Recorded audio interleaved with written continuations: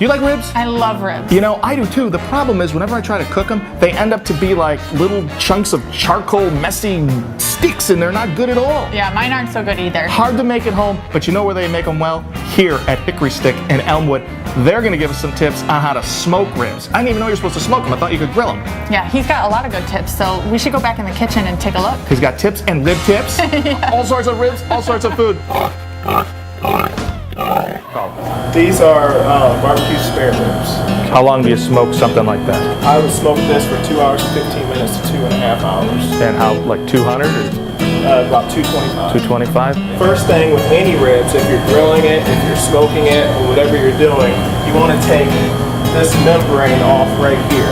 Your meat will come out very tough. It'll just be, it's just chewy, right? Yes. This is kind of, it'll make you cough. So That's all right. Oh, this is like a cartoon. sneeze. I know. I feel like I'm on a bad cartoon because it's a meaty that's like, oh no, your linings of your nose are just 100% pork rub by now. I'm breathing it in my nose, but I think I'm tasting it a little. a lot of people with their dry rubs, they put sugar in them, and that's good on a dry rub, but that's what we call a finishing rub. Because that'll get all caramelized at the end? Yes, it'll affect the color and the flavor. These ribs have been on for approximately 2 hours and 15 minutes.